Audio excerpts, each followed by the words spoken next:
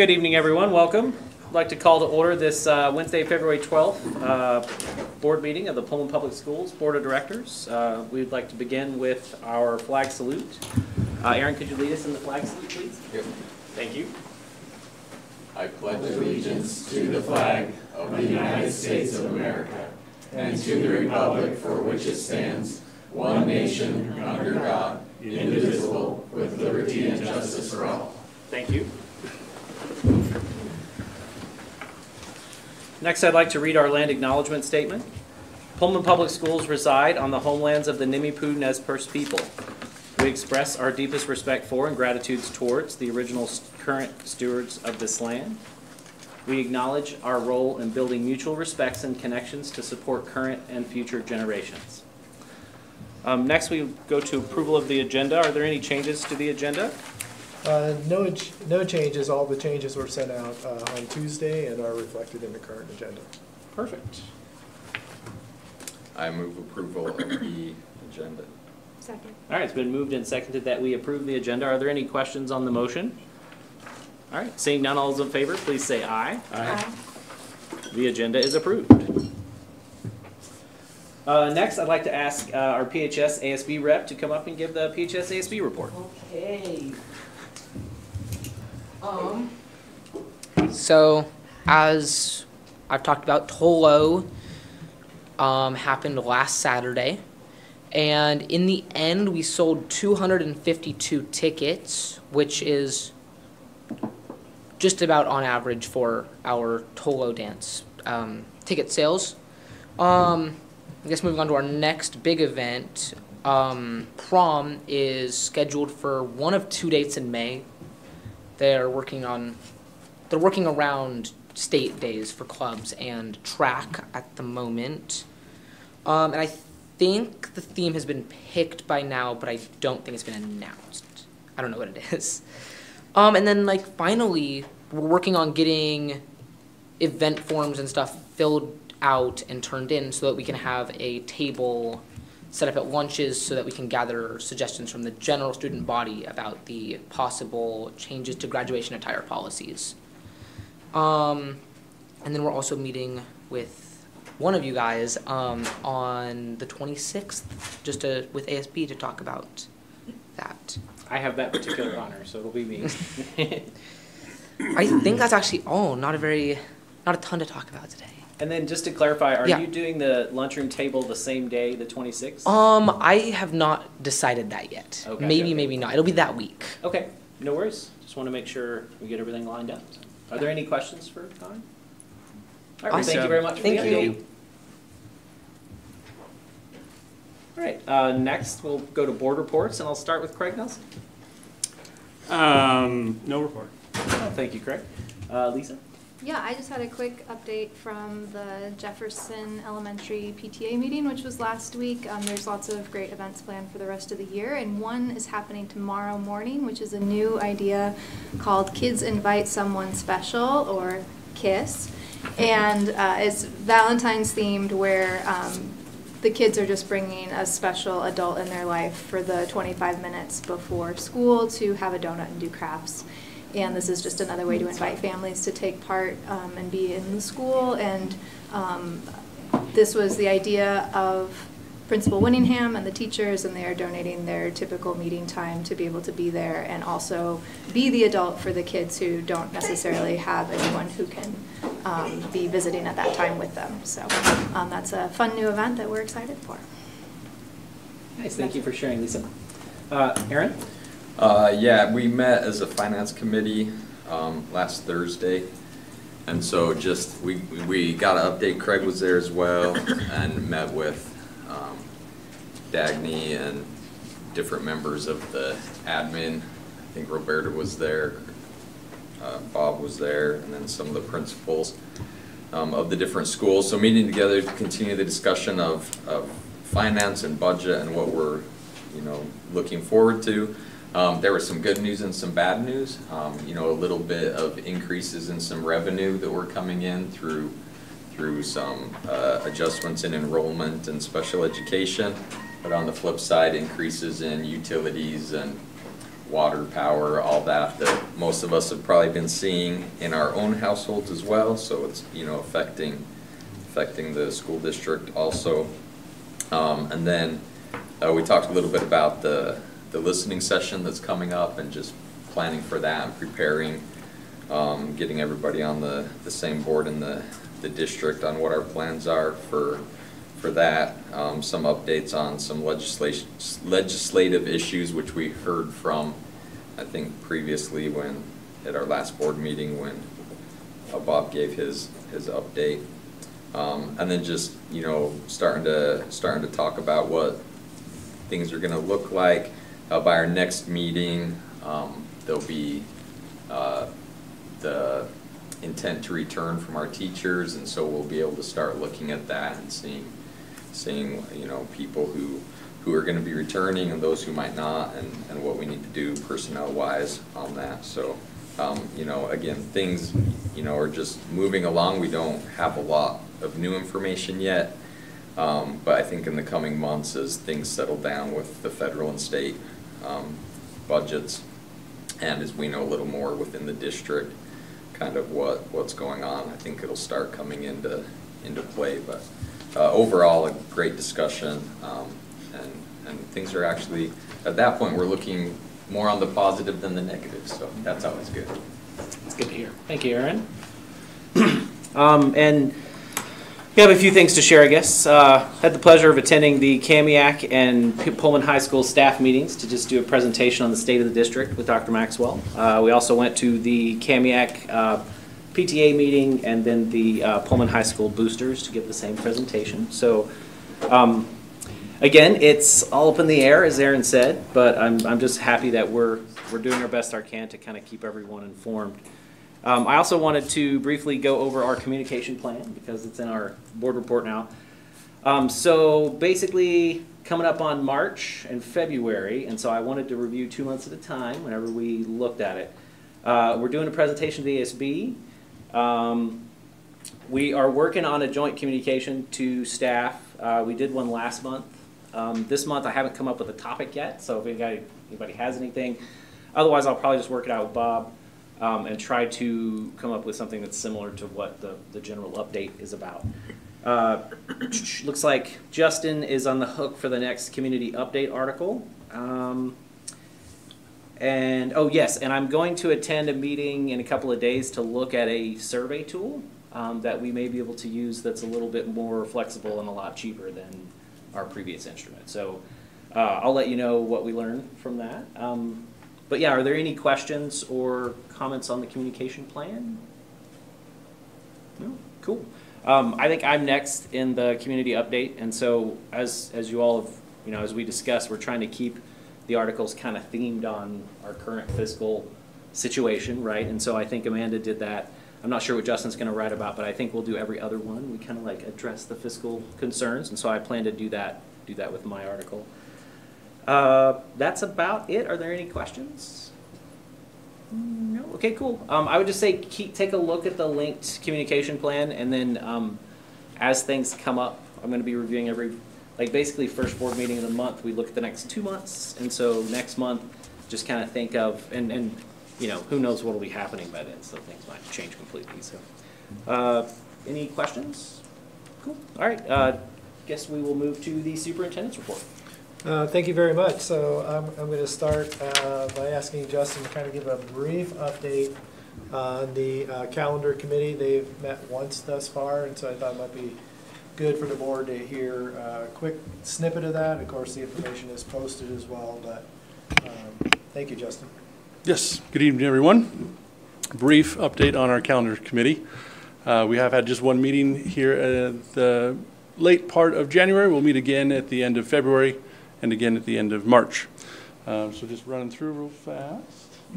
Committee members, so made up of administrators, teachers and parapros, as well as some parents and guardians that have graciously given their time to meet. And we meet, 6 o'clock at night and go for an hour and a half or two. And I don't know, I thought we had a pretty good time. Mr. Grove was there. It was a great time. So just some quick background information. We do have board policy on making sure that we have calendars ready to go so that it's not a surprise to our community and our families, but that we've got a couple years out as we go forward. And just the parameters, right? Right now we have some things where we're set where we start school on the last Wednesday of August. We went to that a few years ago. We of course have some holidays that are set as well, and then some professional learning days. The last few years we've had 3 each of those years, and it looks like we'll be close to that moving forward as well. So those will have to get placed in the calendar. And then conferences week have to happen in the springtime, get to happen in the springtime for K through 8, and then also happen in, I'm sorry, reverse that. Conferences happen in the fall for K through 8 and happen for just elementary in the springtime. And then of course we have to always build in some inclement weather days. Usually fall at the end of the year. There's been some nice suggestions so far from the group about where those could potentially go, so we don't have a snow day, so they don't end school potentially on a Friday, then have to come back on a Monday for a half-day snow day. A lot of folks don't think we'd get a lot of attendance that day. So, What? I know, surprise, surprise. So some things that we're also looking at is, so those placement of those professional learning days, when and how long some of our breaks would be. So in the past, we've done things where we've shortened Thanksgiving break. So that's a discussion item. Do we have a midwinter break? Those types of things. We know we've got to get 180 days in, but when exactly and where do they go? That's part of what the group is working on those midwinter breaks as well. So of course, the work of the committee is to draft up some calendars for the next few years all the way to 29, which seems like a long ways away, but it's not that far. And so for the group, the process is, of course, to develop some options, to share those calendar options in community discussion. We're going to do a summary with our employees and our families so that we're communicating well on what we've been working on and what's been needed. And then the folks in the associations will vote on their preferred calendars, and then that vote will then be presented to the board, usually in May for what would be suggested, and then the board of course then votes on that.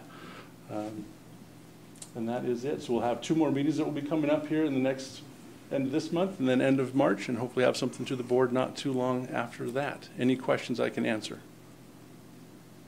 Yes, ma'am. I have a question. I've asked this before, but every year we have new people joining our district. Is there ever a chance that WSU and Pullman's spring breaks would align again? There's always a chance. Yes. And part of the discussion is where do those things fall? And do we do something where we can move things around where maybe they're not full weeks that align, but maybe there's a couple days that could align from our school year that align with WSU spring break? We've also tried recently, and are looking, at least it's on the table right now, to talk about trying to align some of our conference days where that half day and there's no school days for elementary, at least line up with WSU spring break. So that's definitely on the table of aligning things, and spring break is a discussion point as well.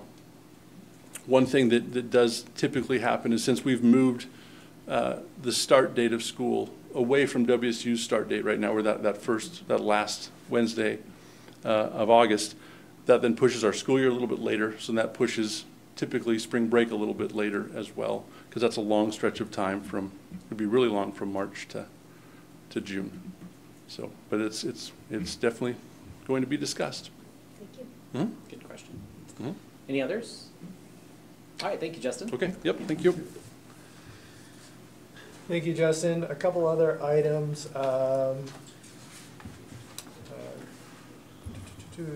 Couple things, Finance Committee related. Thank you for the summary, Aaron. Just wanted to reiterate that budget listening session is scheduled for March 19th. So stay tuned for more information. We're working on the format with that. As part of that, as Aaron mentioned, we went over a budget status report and a cash flow analysis for December and almost January, but because of the date, we had the meeting. So we are checking those monthly to make sure that we're on track, so appreciate that. Also just wanted to make note that the Parent Resource Partnership will be happening March 5th from 5:30 to 6:30 at the district office. And the topic is data-informed decision-making, and this is designed for parents or guardians of students who receive special services or may have a 504 plan. So if you're interested in that topic.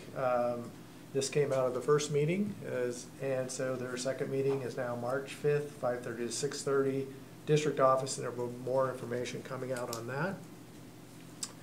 Also, the AI task force was able to get together again, and we met this week. We had a really great discussion.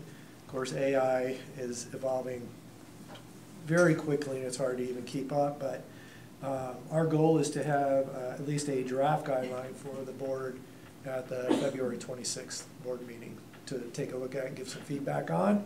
And then we'll go back to the task force and work on it some more.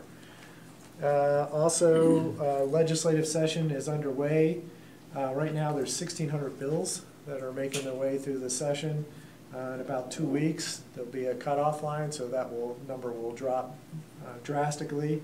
Good news is bills on special education funding, maintenance, supplies, operating costs, and transportation have made it all the way to the Ways and Means Committee, which, if you're not familiar with that, is kind of the budgetary committee who kind of looks at, well, how much is it going to cost? And so I want to thank many of our staff who have done written testimony or testified remotely or just went in and voted pro, con, or neutral. So many of these bills, because there are a lot. For every special education, there's probably 5 or 6 bills right now that are in serious contention. So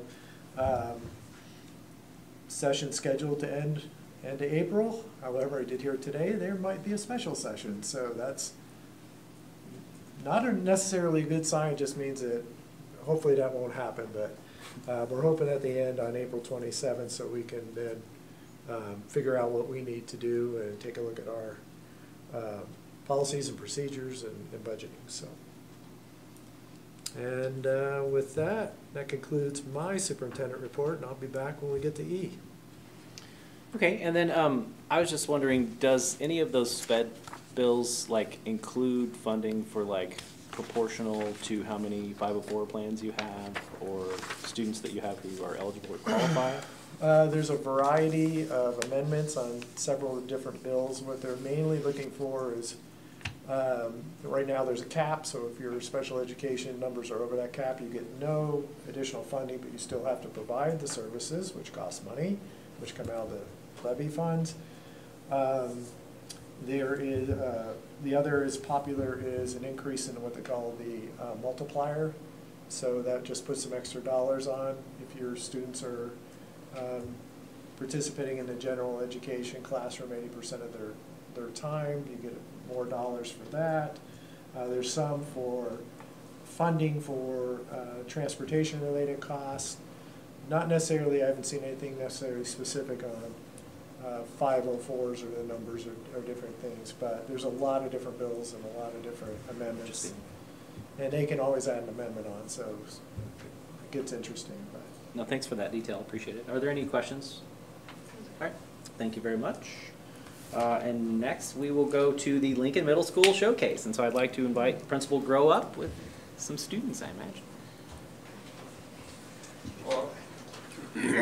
Well, as always, thanks for inviting us here to the board meeting.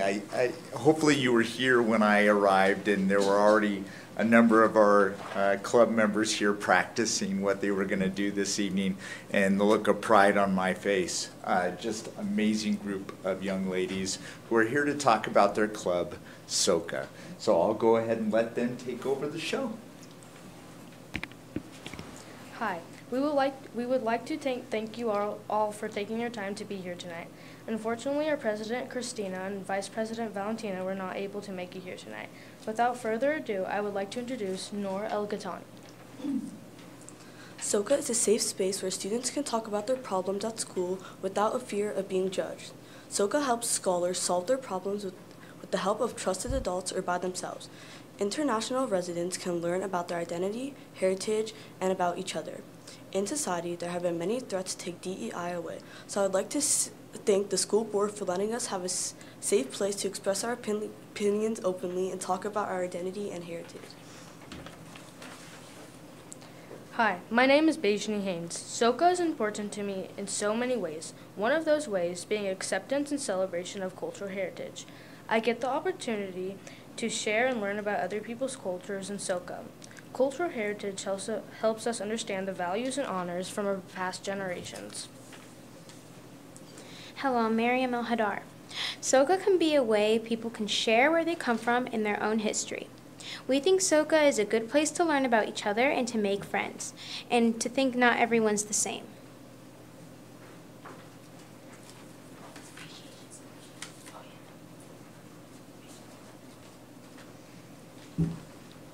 On behalf of SOCA, we would like to thank Mr. Groh, Ms. Sewell, Ms. W., Coach Green, and the school board for all your support in making SOCA a meaningful club for Spartan students.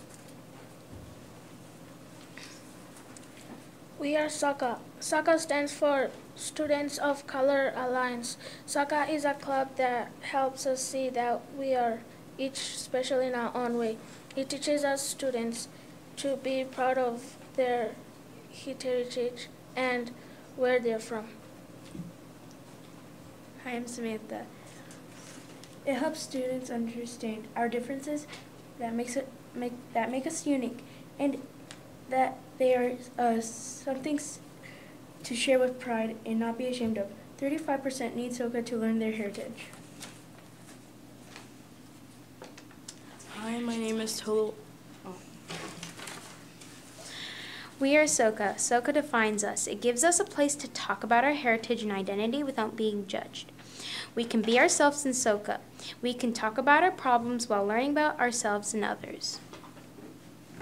Hi, my name is Toluwala Alania, and today I'll be talking about planning an event and community partnerships. Partnering with the community. Parents, peers, community members help promote cultural awareness, give us support systems beyond school buildings, help us make events that benefit scholars and community members to make Pullman a better place for everyone, helps to give a voice to everyone, helps to have more conversations that make for more education and better experiences, builds relationships and alliance to promote unity, most importantly, involving parents and community members help everyone, so please be involved.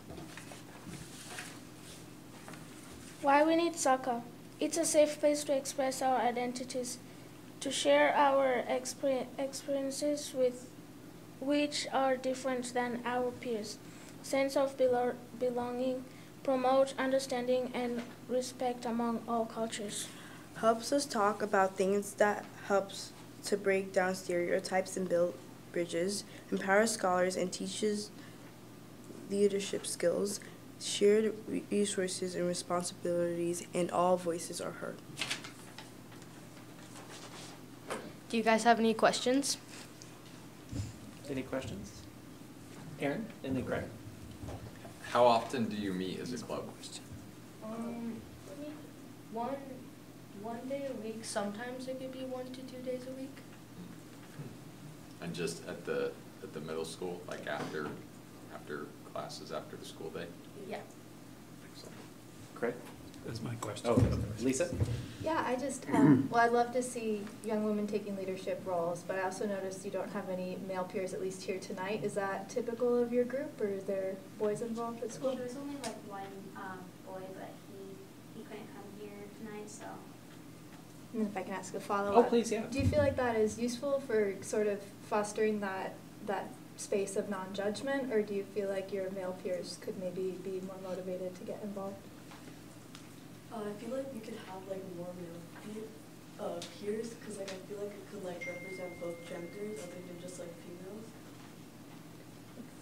That's a good question. Are there any others? Well, I heard a thanks to the school board numerous times, and so I just wanted to say you're absolutely welcome. Thanks for being fantastic people, and just, keep on doing the great work.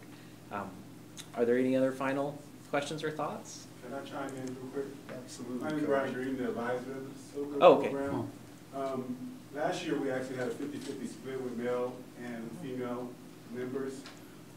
We had some challenges this year competing with the athletics. So football, basketball, meeting on Tuesdays at 3. We were And me being a coach, I don't want players going to practice late. Some were trying to attend 10, 15 minutes and run to practice. I just thought it was inappropriate. Ms. W.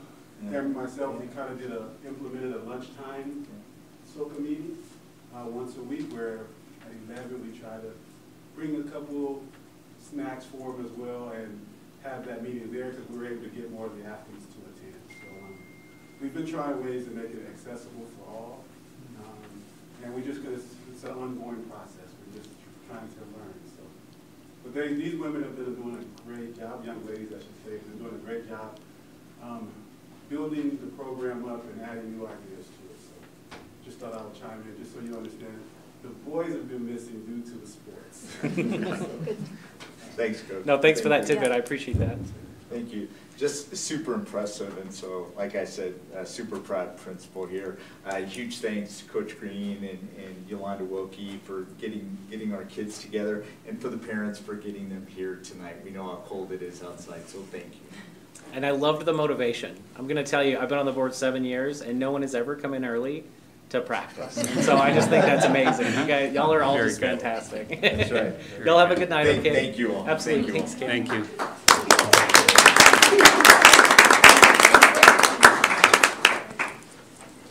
Okay, next, we'd like to ask Jesse Campbell up for the Scratch Cooking Nutrition Services Program update.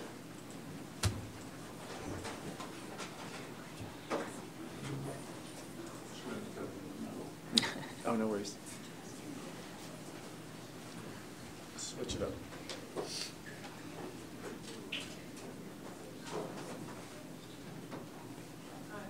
Yep. Hey, Jesse. Hello. Okay, here I am. Come on up. Good evening. Great, thank you for the opportunity to give you an update on nutrition services. I was told I have 5 minutes, so I'll move along here. We have a lot of exciting things, though, that we're doing. So tonight I wanted to give you an update on our Scratch Cooking, some of the grants that we have and where we're at on them, and then a couple of program developments. So there's some of our dishes that we do that are scratch cooked. We have kind of a pattern of like bun day on Monday, you know, fast, real kid-friendly ones, French toast, chicken nuggets, those types of things on Monday and Friday. And then we have our more scratch cooked on Tuesday, Wednesday, Thursday, so, or speed scratch. So our pasta dishes and chicken teriyaki, cheese zombies. Tomorrow at the high school, they get roasted salmon. So that's amazing. And we're able to do that because of a grant through OSPI Child Nutrition.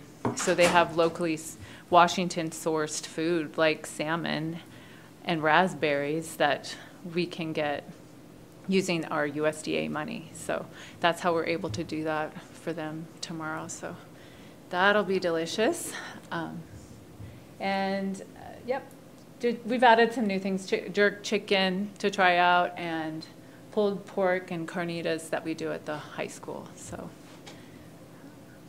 let's see, there's some of the pictures. We have a nice beef stew too that we've added using, we actually will have some local beef that we'll use our farm to school grant to fund that, and then there's some through that OSPI Child Nutrition Program. And so we were able to have a really delicious beef stew. There's our taco soup that we had for October National School Lunch Week, and some noodles and quesadillas, and the chicken masala up there.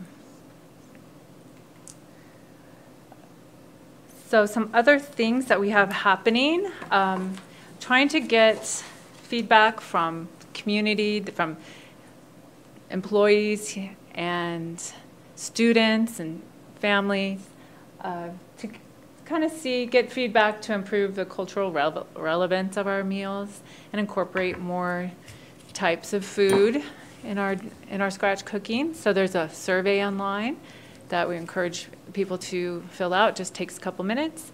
And then next week on the 20th, we'll have an open house at Lincoln where families and students can come and taste some new foods, vote on them, see if we can put them in the menu, and it's a chance for people to ask questions and share their feedback about the program.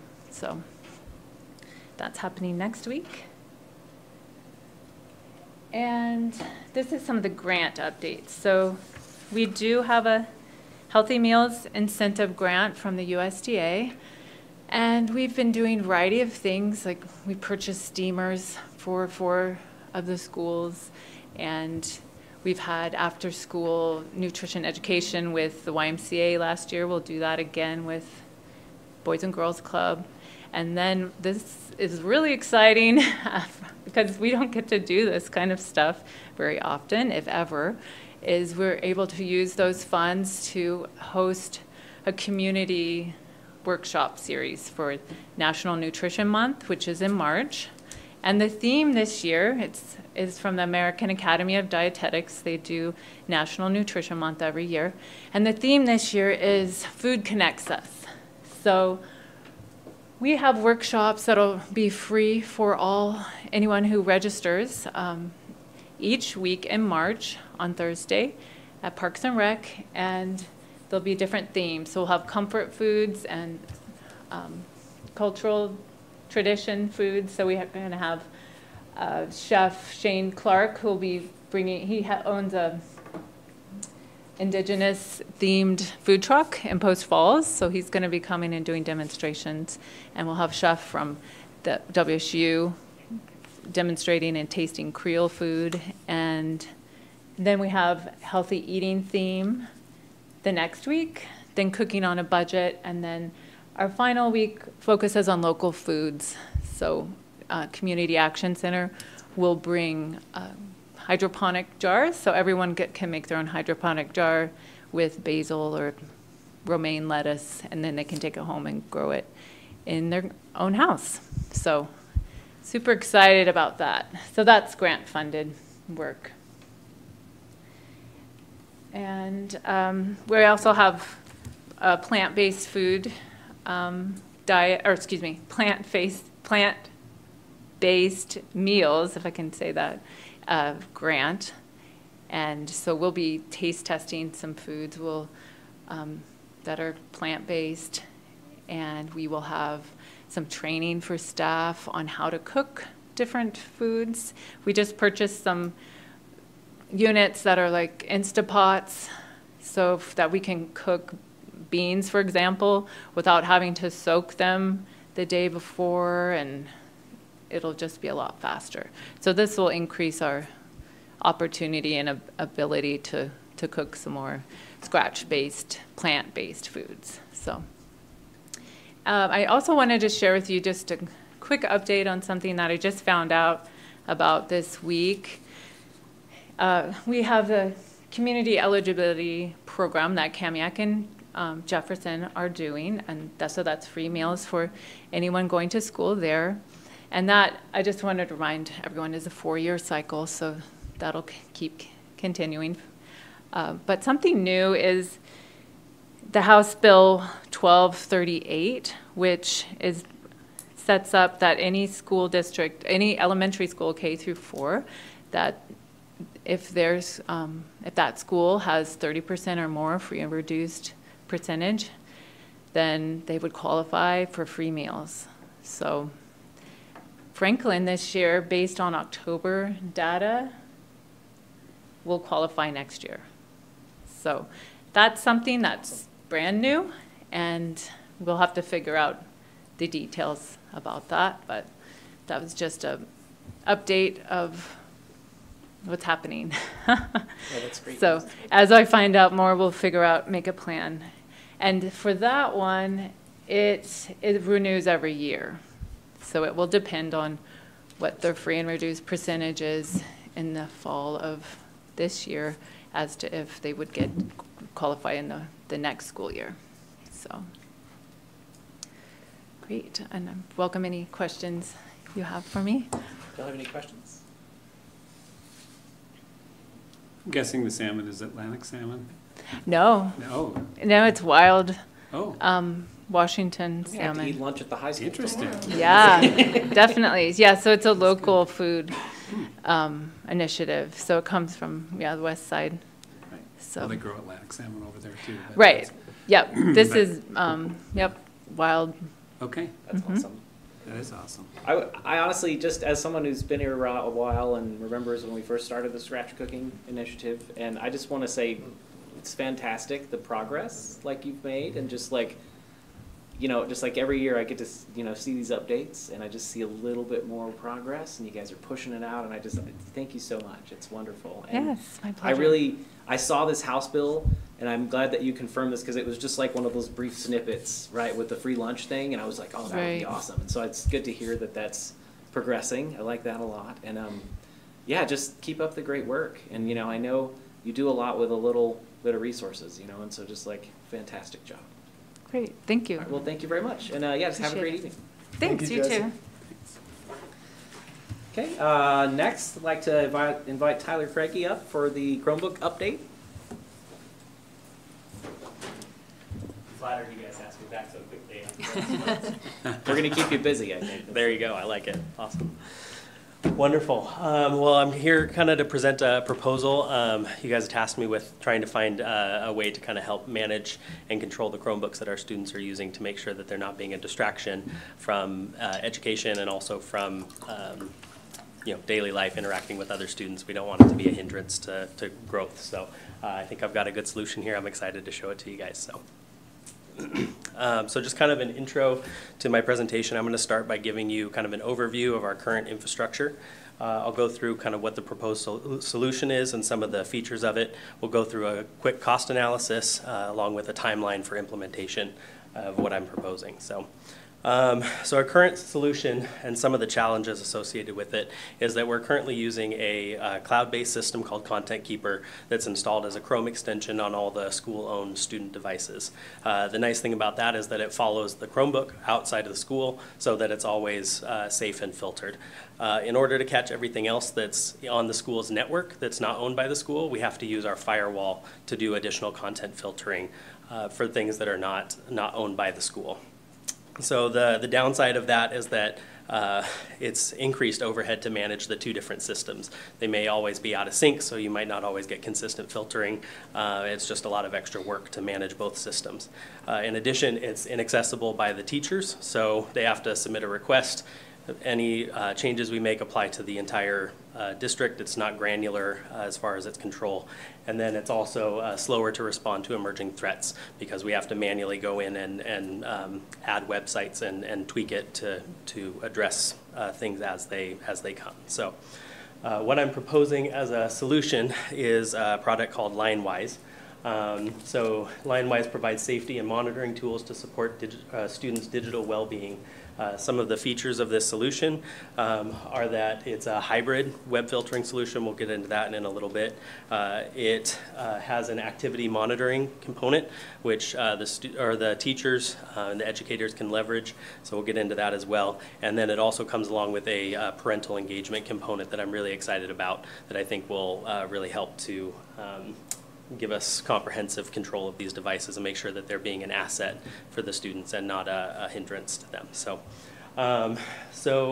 a little bit about the hybrid nature of the solution. So what this works as is it uses the same cloud component that follows the school-owned devices, but then it adds in an on-prem inline device that synchronizes with the cloud. So it essentially would sit before our firewall and do any content filtering before it hits the firewall. The benefit to this is that it allows us a single interface to monitor and adjust the filter, and then it filters consistently across school-owned devices or third-party devices that are on our network, so that we're getting safe, secure filtering all the way across the board without taxing the firewall and having multiple interfaces to control. So in addition, I think we hit all that. So in addition, the filter is content aware. It's kind of a newer feature that they're starting to roll out where it actually will analyze and filter based on page content as opposed to just based on a URL. So the current systems is basically bad site, good site, but sometimes you have something like Google Images or Amazon where somebody might look up swimsuits, and swimsuits aren't inherently bad, but they also may be questionable content. And so this software can analyze the content that's on the page and do image blurring in real time, so that we don't have to block the site completely, but we can protect against some of that questionable content. They also are currently working on rolling out blurring for videos and using text analysis to filter and block pages coming in this coming year, I believe. So I'm very excited about that as well. So getting into the classroom management features a little bit, I think this is going to be wonderful for our educators. So the class-wise portal will be accessible to all of the teachers and administrators, all the school employees, and it will synchronize with our Clever dashboard to do rostering for all of our students. So a teacher can log in and see all of the students that are in their class in a given period, and can see on the dashboard a visual representation of what's currently on their screens at any given moment. So the idea is that it will allow them to see and monitor the Chromebooks without it being a hindrance or distract them from actually doing the teaching what they're supposed to do, right? So it gives them kind of glanceable information to see if there's a problem that needs to be addressed or not.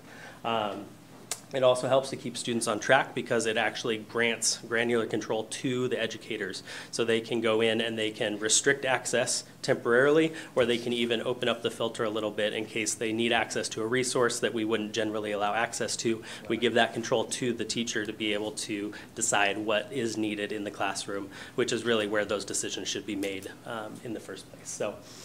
In addition, it allows them to provide immediate feedback with direct student-to-teacher chat, so they can pop up a little blurb and say, hey, it looks like you're off task, can you redirect, without having to stop teaching or interrupt the class to address a student, hopefully just preventing a disruptive environment for everybody. Lastly, they can also introduce content by pushing things out to the Chromebooks. So if every student is on a separate website, they can say, oh, it's time to look at this now, and push something out to everybody's Chromebook instead of saying, hey, here's a URL, type this, oh, you're having a problem. They can just control everybody's Chromebook all at once.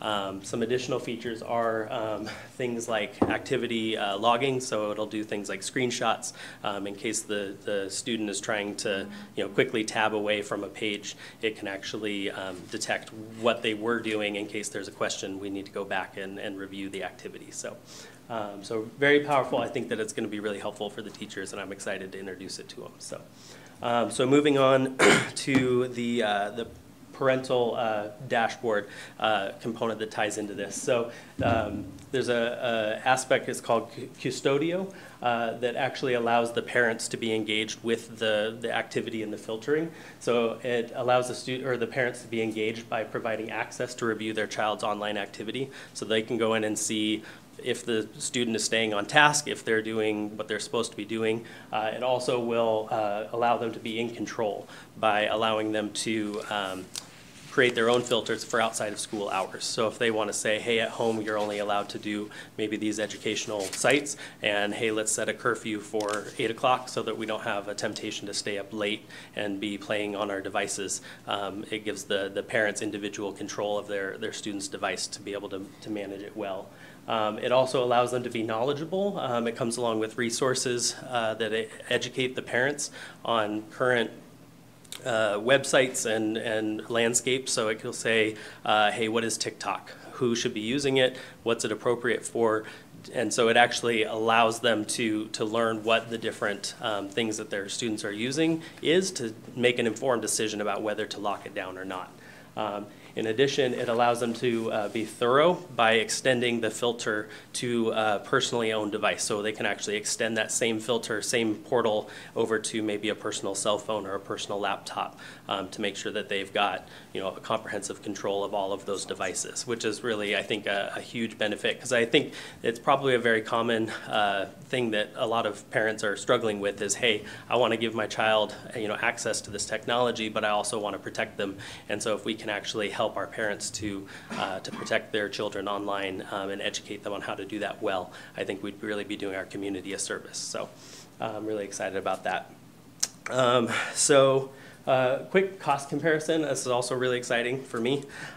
So the existing Content Keeper subscription, we're coming in right around $13,000 a year. In order to maintain the way that we're doing this, we would actually are due for a firewall refresh. So in order to meet the current use case of our firewalls, we'd be looking at a larger, more expensive firewall with a large service plan associated with it. So by switching over to a more expensive line-wise subscription, we can actually reduce our firewall cost to offset some of that cost. So the total cost of ownership is essentially, $2,000 more, but then we get all of the added features of the control and the parent control over the filter. So in my mind, that's a great value proposition compared to what we're currently doing. So as far as a proposed timeline for implementing, I'd like to hopefully get it on and provisioned as soon as possible. They're willing to work with us to spin up a trial. We can actually go in, configure the filter. We can start testing it out. We can hopefully roll out a pilot program maybe around spring break. I'm thinking some of the elementary schools would be a good test case because the Chromebooks are dedicated to the classes, so we can actually push out the cloud filter to a certain subset of Chromebooks, teach the teachers how to use the dashboard, let them interact with it, and start to gather feedback on what works and what doesn't. I'm also hoping then after spring break to begin end user training, so getting all of the teachers in a room and showing them, hey, this is the dashboard, this is how it works, here's how you can control things, answering questions, letting them get hands-on with the product and get comfortable with it prior to the summer break, so that at the start of the next school year that we can do a formal launch, maybe with some refresher content and remind them of what they learned before the summer, because I know that knowledge doesn't always transfer all the way through. So just kind of finally to wrap up, just some keys to success.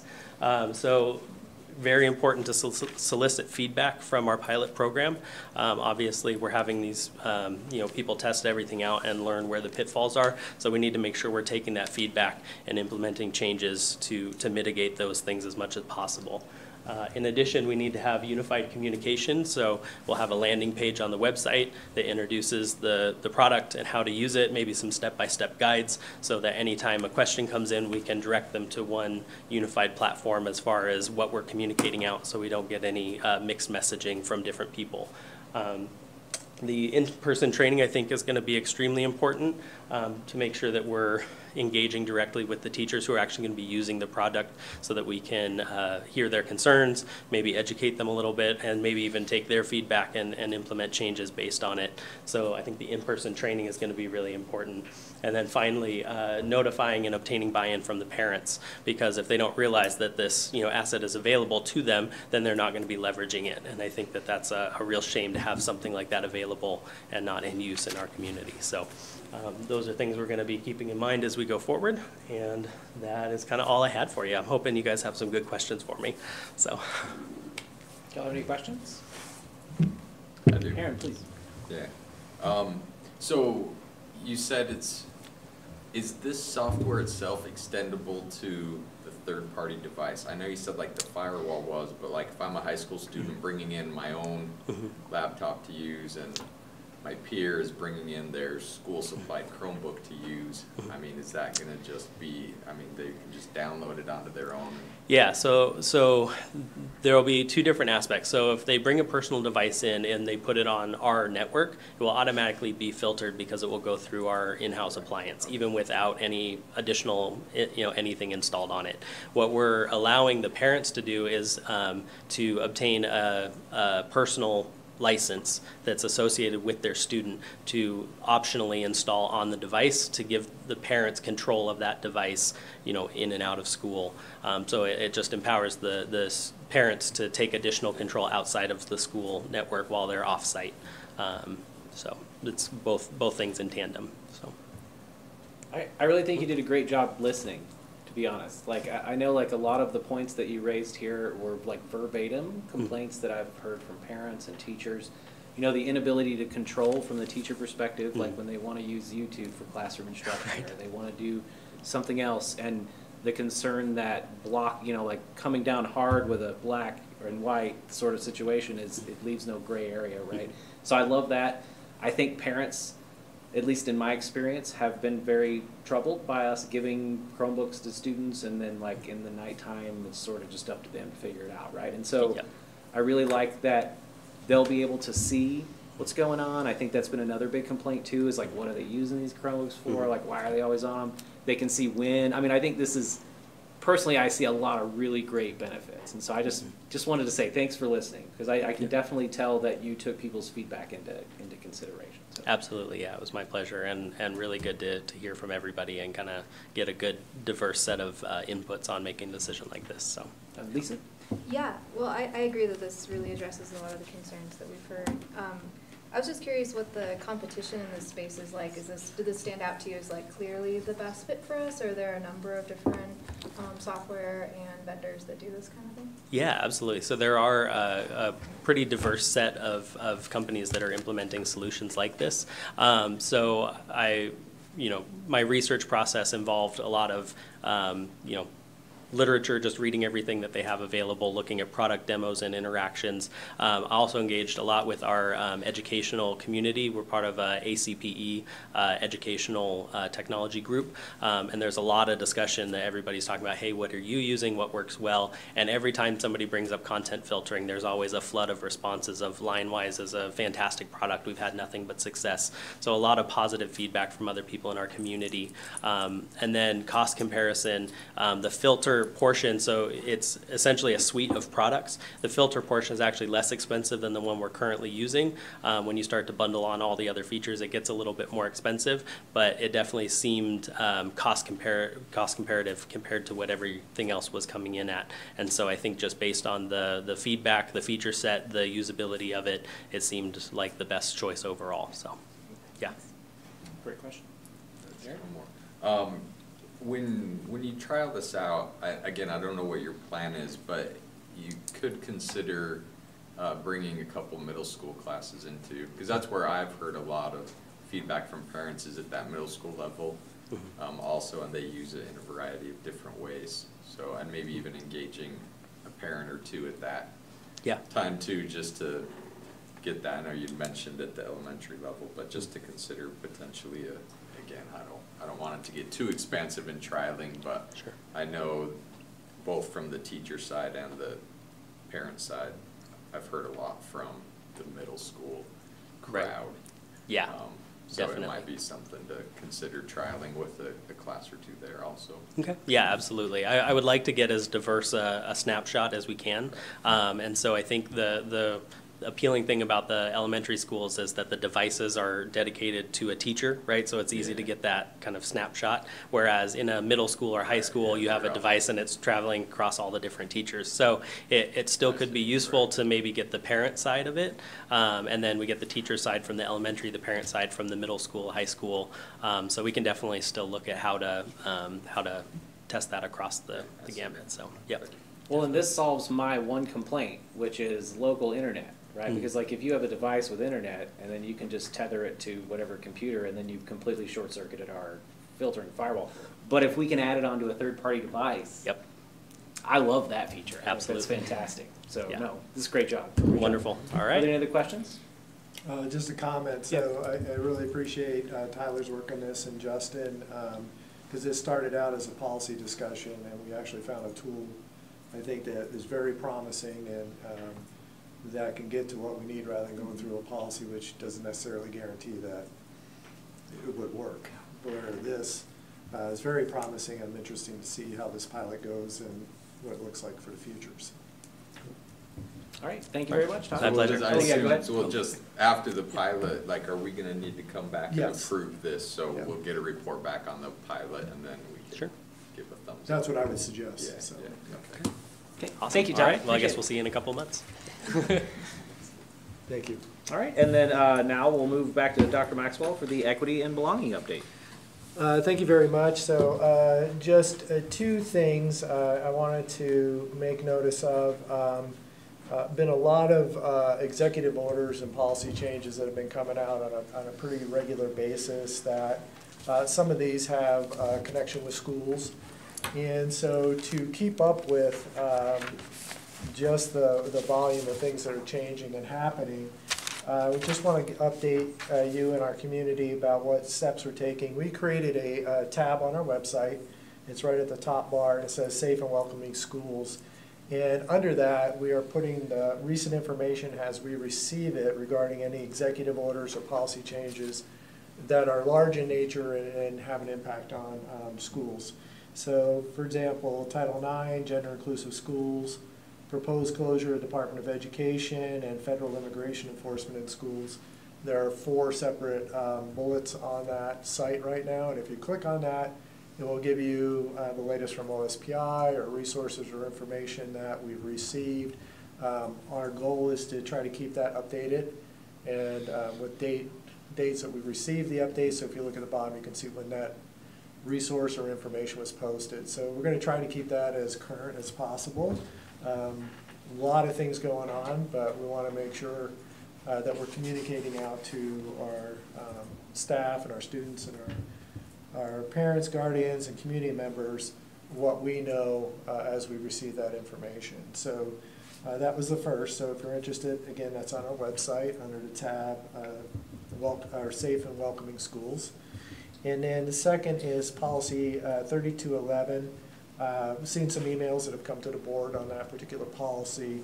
Just want to remind you that I sat in 2 state Zoom meetings this week. That's still state law. And so our legal counsel has recommended that no changes be taken to policy 3211 at this time until we receive more information from the Attorney General's office. And so, so we're waiting for that. We're also expecting a bulletin update tomorrow, possibly, from OSPI on the Parents' Bill of Rights. So just to kind of give you what I know, that's the latest right now. So I just wanted to share that information so you're aware. Thank you very much. Any questions? Okay. Can I just add on to the equity report? Oh, yes, please. Our DEIB next meeting is tomorrow night. We'll continue to work on the survey to get more feedback from people about impacts that they may feel, and then what we can do about that. Then I can bring that back to you when we get that. And we may have a survey tool for them by next month, too. So that would be, because that's kind of part of what we're looking at it for. Mm-hmm. So I'm hoping that it will work out. But I'll let you know, maybe just, I can send you an update you can send to the committee to just be like, hey, we're looking at this product, and go check it out if you want. But, yeah, I'll let you know the details. Thank you. Thank you, Craig. All right, next we'll move to public comment. Before I read the public comment section, does everyone who would like to speak this evening signed up to speak? Going once, going twice? Well, I'll give you the opportunity now if you'd like to come up and speak. So just sign up to the thing, and then I'll call your name when we're ready. So here you go. All right, in the meantime, I'm going to read our public comment statement. So the public comment section of the agenda provides an opportunity for individuals or members of a group to address the board on educational issues. If you intend to provide public comment this evening, you may register to speak using the sign-in sheet located near the boardroom entrance. Hold up, wait, I'll call you up when you're ready. Yeah. Sign the orange document, though. It's right over here. Over here, John. Right over there. Good job. Please be attentive as your name will be called in the order it is listed on the sign-in sheet. To assist board members in review and consideration of your comments, we appreciate your providing a written copy of your remarks along with your email or mailing address on the sign-in sheet. When addressing the board, please approach the microphone and state your name before presenting your comments. The board will listen and may offer clarification if needed. However, the board will not engage in a discussion at this time. Depending on the nature of the topic, the board may decide to schedule it as a discussion item for a future meeting. We kindly request that all comments remain civil and respectful, and we remind you to consider the impact of your words and know that you bear personal responsibility for their content. We caution you to avoid certain statements that may infringe upon the rights of others under various laws, including those protecting privacy or prohibiting defamation. Providing public comment demonstrates your feelings of engagement and participation in decision-making process in our community, and we thank you in advance for your public comment. So, sorry it's a long statement. And I'd like to begin with Gabriel Wofford. Sorry if I mispronounced your last name. Oh, nice. Oh, thank you very much.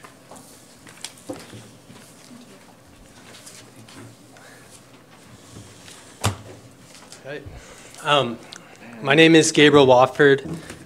Gender dysphoria is classified as a mental disorder in the DSM published by the American Psychiatric Association. Data indicates that 82% of transgender individuals have considered killing themselves, and 40% have attempted suicide, with suicidality highest among transgender youth. Similar to raising and caring for a dog as if it were a goldfish, raising kids by denying their true God-given identity will lead to neglecting very real needs children have and cause mental and physical harm that inevitably leads to death in so many cases. Policy 3211 does not make the parents the primary stakeholder in their children's lives, but rather the school and state government. It does not protect freedom of religion and liberty of conscience. It excuses acts of licentiousness and justifies practices inconsistent with the peace and safety of the state. It does not cultivate trust between parents and faculty. It does not respect the values and beliefs of everyone. It does not put students first. This policy ignores community values and endangers the lives and well-being of students. It encourages impressionable young children to embrace self-destructive psychological disorders which are to be accepted with prejudice over rational thinking and take precedence in shaping policy while punishing those who dare speak truth. Because of these reasons and more, it is in violation of Pullman School Board's stated responsibilities, Pullman School District's learning goals for students, Pullman Board of Directors' operating principles and protocol, Pullman Promise, our priorities, Pullman School District's cultural beliefs, Article 1, Section 11 of Washington State Constitution, RCW 28A 150-211, and RCW 28A 605005. I have heard the board state the repeal of this policy is out of their control because they must enforce state law, but by enforcing it, the board is already violating federal and state laws. The board is responsible for setting and evaluating district goals and policies, serving as a liaison between the schools and the community, and working towards change when necessary. The growing number of students struggling with this mental disorder comes with a 50% suicide rate, and as 41,000 families have left the Washington State public school system in the last 2 years, change is necessary. Please end the enforcement of Policy 3211 and repeal it. Please make discussion of this issue an official board item agenda, or a board meeting agenda item, giving Pullman residents a chance to speak up on behalf of their kids. Please use our district's vote to reflect our community's values in the WSSDA. Apologies. We can prioritize the science and truth about biological identity, or we can chase the money and continue to harm children with trending but devastating ideologies. Please consider putting the lives of Pullman's children ahead of the budgetary woes our public education may face if Chris Reichdahl decides enforcing West Side agendas are more important than funding our local schools. We're praying for you. Thank you for your time. Thank you. Okay, and next, John Castleman, please come up.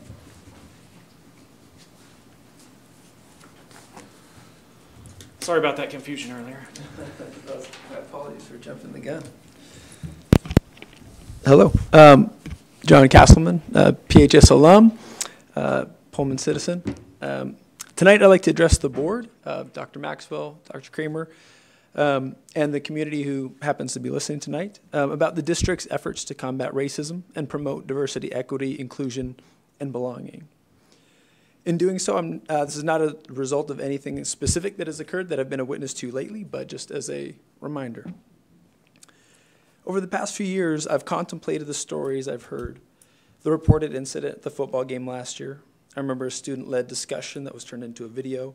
They were kind of dialoguing, and it was a kind of point of focus. I remember hearing from friends that their children had been regularly called racist names, and they felt that nothing had been done about it. After these events and incidents, I don't recall hearing about any sort of resolution. The stories just seemed to have disappeared. In response to one of these issues, I'd heard it communicated that these problems were on the student or on the parent to solve, and I wholeheartedly disagree with that. The nature of racism is systemic. That's why the ism is there, like colonialism, mercantilism, capitalism, Marxism, feminism. So an undoing of racism must be systemic. Co-opted characterizations of wokeness not only fail to recognize the reality of racism, but I believe them to just not misrepresent it, but lack integrity as well. And as racism intentionally and persistently unbalances basic humanity and fairness, the antidote to racism must also be intentional and persistent. That brings me to my request. As you have all already identified, we must determine the nature of the problem. So to that end, I'd like to thank you of the district for creating the opportunity for you, the board, to learn more about what the nature of racism is in the district by creating the DIB task force. And I'm eager to see the fruit of their work. It was also wonderful to see the young ladies be here tonight, sharing their work as well. And I think empowering them is going to lead to good things to their own empowerment. But I urge you to give them power as well. I would also request that the board develops additional channels of communication and to keep and share those as a public record of your findings.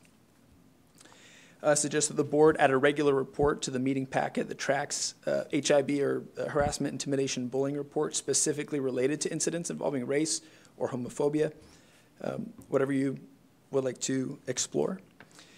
This information is currently tracked, so I'm asking you to make it public and a feature of your work until we can demonstrate with evidence that we're making progress against hate. That way, not only would you be able to view it from your 30,000-foot view, but the public could view it also. Okay. What's that? You got 10 seconds. 10 seconds, okay. So, as rapped by Common in the song Glory, no one can win the war individually. It takes the wisdom of the elders and the young people's energy. Thank you. Thank you very much. Okay, that concludes our public comment this evening. Thank you all for contributing to the public comment. Next, we'll move to the consent agenda. To expedite business at a board meeting, the board approves the use of a consent agenda, which includes items considered to be routine in nature. Any item which appears on the consent agenda may be removed from the agenda by the member of any board member and voted on separately.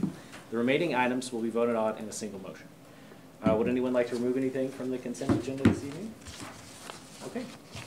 I move approval of the consent agenda.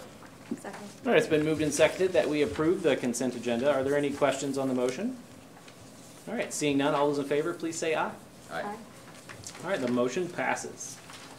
We do not currently have any action items this evening, although we do have 5 discussion items. And so I'll begin with the superintendent contract renewal. And so I'll just give a brief kind of update on the process and explanation. So it's typical of Washington State superintendent contracts, at least every one that I've ever seen, to be 3-year contracts that are renewed annually. And so as part of our board process and part of the contract, we are required as a board to inform Dr. Maxwell by March 1st if we intend to renew his contract for an additional year each year. And so traditionally we have done this in the first meeting of February, right? And so that gives us a little time to talk and then maybe come back and talk again, and then we can meet our March 1st deadline. So if anyone's wondering why now or whatever, it's basically it. Essentially, it's a process defined in contract. It is not part of the superintendent evaluation. It's a completely separate process, and so this isn't a commentary on Dr. Maxwell's performance. That is all taken care of just for the public in January and in June and in July when we have numerous meetings on the reported results of Dr. Maxwell's performance review, and then we give him feedback going forward. So just to kind of let you know, I pulled this one off at the request of several board members, and also just because I had noticed there were some questions floating around. I hope you found the answer helpful in my email, but I figured it would be good to just talk about. So I'm going to open it for discussion, but just keep in mind that we're currently discussing the document, the process, and that's it. So, all right. So, are there any questions? Yes. Yeah, I do, and I really appreciate you putting this on here so that we could discuss it. Is there a mechanism in the contract or our process for like renegotiating a contract once it is set? Yes, it is.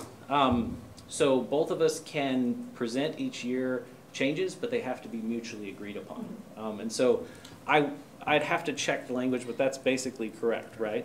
Because I know like the only time we've ever done it is with some like small changes to the language, you know, like different things would change. And so it's usually a process where we do it together, and as long as both parties agree, you can amend the contract. And I'm not sure, does that happen now? Like when would that happen? It can happen depending on the timing, but by the end of the year, so. Okay, gotcha. So any changes would, and then it would follow on the next contract, right? Correct. So like, okay, gotcha. So basically, very summary understanding, we would vote on any sort of changes now, but then any changes we want to make in the next year would be effective in that following year contract, right? So. Cool. Thanks. And I'm not a contract lawyer, so I get a little confused. Are there any other questions, comments? Okay. Well, it just, oh yeah, it seems things come up that we want to do, and we're always held in abeyance by the contract. And so I appreciate your question, Lisa, about, is there a way to redo some of these? But then you say it has to be by mutual consent. That's stated explicitly in the contract. Yeah. Right. So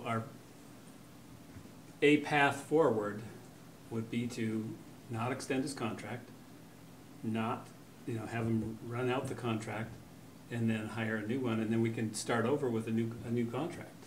And there's no both of us have to agree kind of a thing on it. Well, I mean, he still would have to agree to sign the new contract, and so it still has to be a mutually agreed upon document. Right. Right. So I mean, we've always got to mutually agree upon a document. I just have heard from a lot of folks, that maybe it's time to look for new leadership. That's all. And I've shared that with both of you. So that's. No, and I understand. That's your perspective. Mm-hmm. Yep. I will say, just typically, and I know I've stated this several times, the 3-year contract stipulation for superintendents. I looked it up a little bit. It's mostly in most politically appointed offices to prevent any sort of political changes impacting a career civil servant, right? And so I think it's pretty standard that if you don't renew a superintendent's contract and then you don't do it again, that the board is communicating to them that they don't want them here anymore. And I understand that's your perspective. Mm-hmm.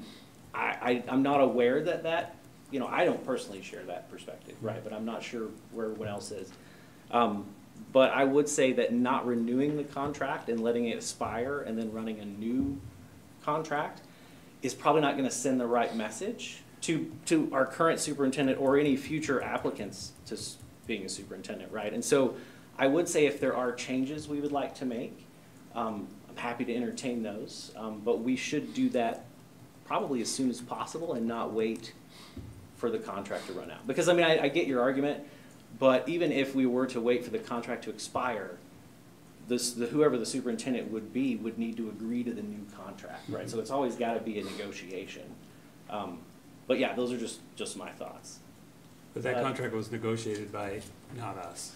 It was negotiated by the legal school board, and so it's a legal document right. we all have to abide by. Take on those things, exactly. Yeah, and so we all negotiated the contract. I mean, I wasn't even on the board when the contract was originally negotiated, but it was taken in a legal public meeting, and all of the official, checks and dots on the I's and stuff were made, and so. But again, I would advocate that if we want changes, we not expire the contract, we just make changes and then try to negotiate with Dr. Maxwell on mutually approving those changes, right? That would be my recommendation as chair. And if I could just add one more thing, I appreciate you bringing it up for discussion so that we are elected officials, not appointed, and so the public that elects us should know where we stand on some of these issues. And so that's just, I like it to be out in the open. Mm-hmm. Well, and currently our superintendent evaluation process is private. Right, but this process about extending contract.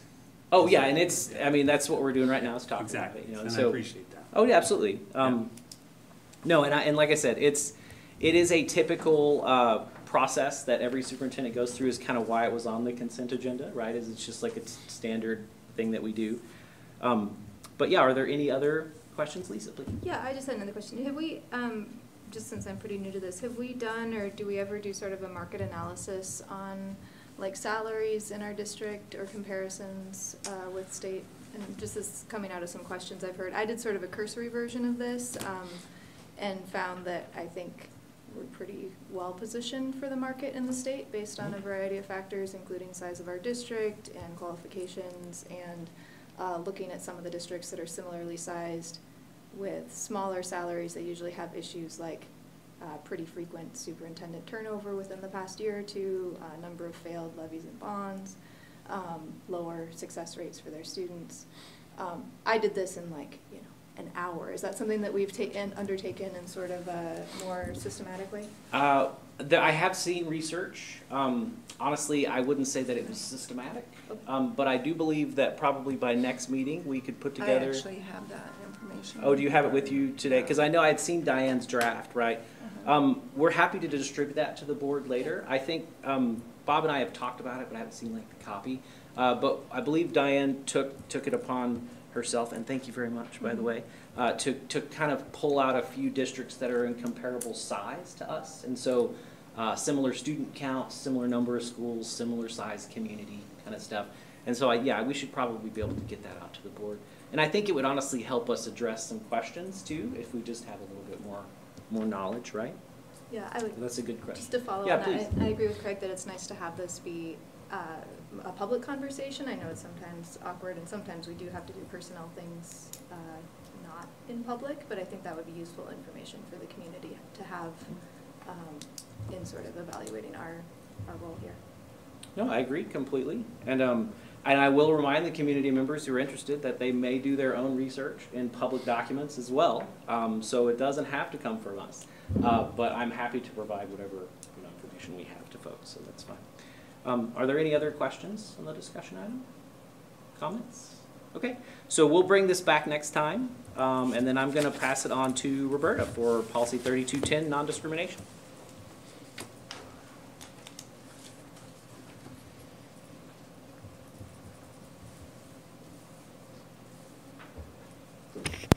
I was here just a few weeks ago with this policy, and I said I thought I might be back relatively soon. I didn't know that it would be quite this soon. Yeah, are we doing 3210 first or 3205? 3210 is on the agenda. Oh, okay, sorry. No worries. I got mixed up. Okay. I just do what the paper tells me. Off the number. Okay, sorry. So 3210 has just recently been updated by WASDA. I'm happy to tell you that we already do these things, so that's the good part of this, is that it includes that school districts need to adopt model student handbook language that's already in existence, and that it also describes discriminatory harassment and how a school district should respond to potential discriminatory conduct. If you want to go, Courtney, to the second page that speaks specific to the discriminatory harassment, it is much more specific, and I appreciate that it defines better what constitutes a hostile environment. So I think that that's very helpful. Such as a hostile environment could impact a student's life in many ways. Physical illness, anxiety about going to school, or decline in grades or attendance could signal a hostile environment. Really appreciate that. And then it also tells us what it is that we need to do, which we already do. We take prompt action. And our goal is always to eliminate that hostile environment so that a student will be at school. That's always what our goal is. So it also provides some examples of what it is that we might do. Also lays out the training requirements, which we exceed. So if you have any questions, I'm happy to answer them related to 3210. Any questions for Roberta? No, thank you very much, Roberta. Mm-hmm. And actually, you're staying up there for 3205. And 3205 is the one that I had predicted I would be right back here for, but not maybe as soon as what it is. And what this constitutes is the rollback federally of the Title IX policies and procedures from the 2024 rules to the 2020 rules. And so this just goes back to the policy that we had prior to January 8th. there any questions? Okay, thank you very much, Dr. Thank you. Kramer. And next, we will do 6225, use of electronic signatures. I'm super excited about this one.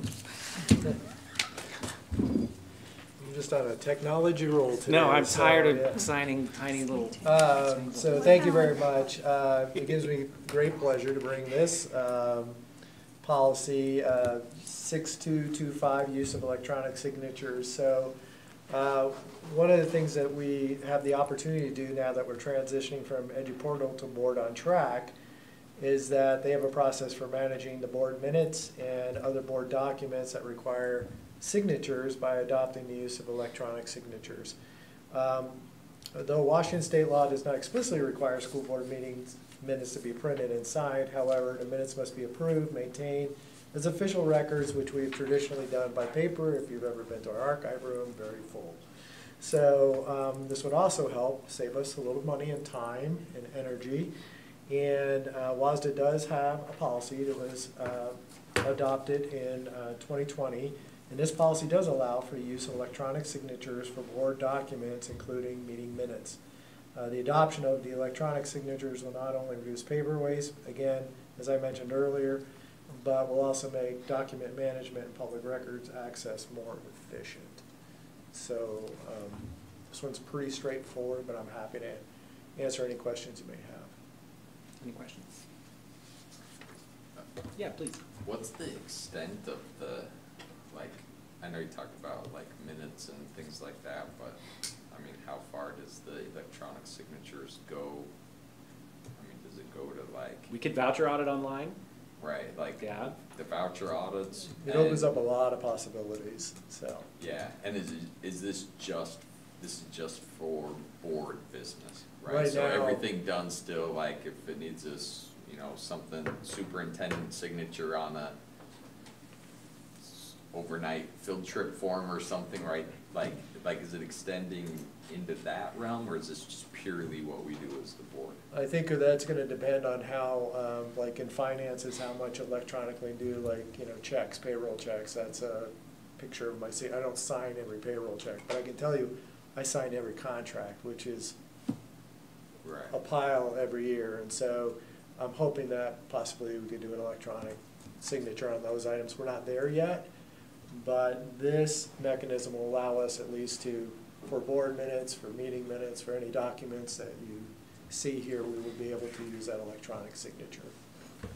Yeah, I just, when I was reading through that, I wasn't, you know, because it talks about the EduPortal and Board on Track, which made it seem like it was just, right now, at least in the way this policy would just be for, but right like, now, is there a mechanism maybe in the future that we'll be able to extend that to more documents, even at the district level potentially? That would be my hope, because it would be nice to expand this to other paper.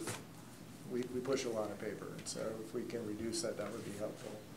So this is our first attempt in a small way, but again, we'd be interested in looking at expanding the electronic signature option, as long as it meets all the required rules, procedures, and records retention schedules. Any other questions? Okay, we will now move on to Resolution 242507, 4040R, Public Access to District Records. All right, thank you. So again, this is part of our process to go through and update and make sure that our policies and procedures are up to date. And one of the things we came across that we needed to add was this resolution, which requires agencies subject to Public Records Act to maintain an index of certain types of records listed in that subsection. Basically, if that becomes unduly burdensome, this resolution allows you not to do that big index. And the problem with an index is things are constantly changing, and if you know, trying to keep this index updated is very, very, very challenging. And typically, when you get a public records request, they ask for everything anyway, so we have to go in. But this resolution is required as part of that, and so this is just a routine in nature to make sure that this is up to date and we have all the pieces in place. Okay, are there any questions? Okay, and it'll be back next time in case any If you have come any to mind. questions, I'm happy to answer them in any interim before next week, but it's pretty self-explanatory, but if you have a question. Thank you very much, Dr. Maxwell. You're welcome. Next, informational items. Informational items do not require action or discussion by the board. The items are included in the agenda for the board to review and may be moved to the discussion items section of the board agenda by any board member. Informational items may include board procedure updates and non-substantive policy updates. So are there any questions, or would anybody like to remove anything from the informational items? Okay, thank you very much. Next, the board will move into a executive or closed session, and so I'd like to ask our audience members to step out at this time. Thank you very much for coming and hanging in there with us.